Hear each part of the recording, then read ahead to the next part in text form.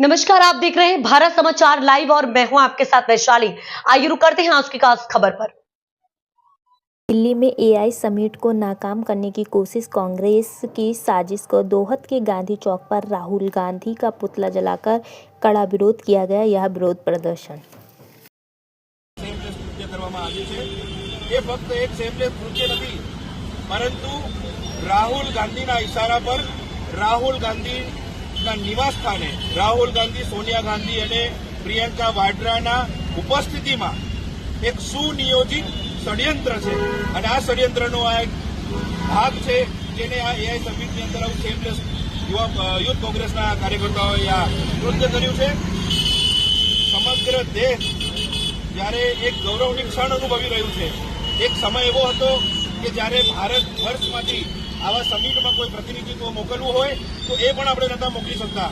માનનીય પ્રધાનમંત્રી નરેન્દ્રભાઈ મોદી સાહેબના નેતૃત્વમાં આજે જ્યારે આ એઆઈ સમિટ થઈ રહ્યું છે, સમગ્ર વિશ્વના તમામ દેશો જ્યારે ભારત તરફ એક ગૌરવની ક્ષણથી દેખી રહ્યા, આશાના ક્ષણથી દેખી રહ્યા છે, ત્યારે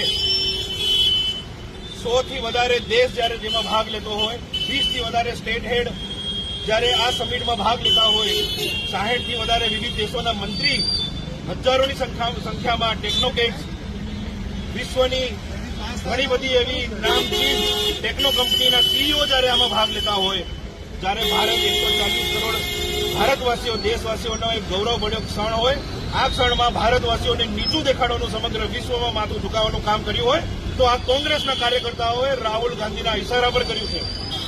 કોંગ્રેસ હંમેશા દેશના રંગમાં ભંગ પડવાનું જ કામ કર્યું છે।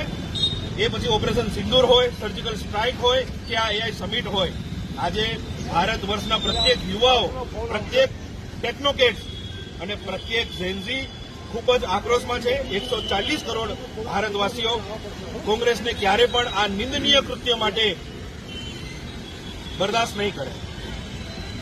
પ્લેસ કૃત્ય એઆઈ સમિટમાં કરવામાં આવ્યું છે ત્યારે આ નિંદનીય કૃત્યને પ્રત્યેક ભારતીય જનતા પાર્ટીના યુવા મોરચા અને પ્રત્યેક ભારતીય જનતા પાર્ટીના કાર્યકર્તાઓ ખૂબ જ ખરાબ શબ્દોમાં વખોડે છે અને આજે અમે એનો અહીંયા વિરોધ પ્રદર્શન કર્યું છે।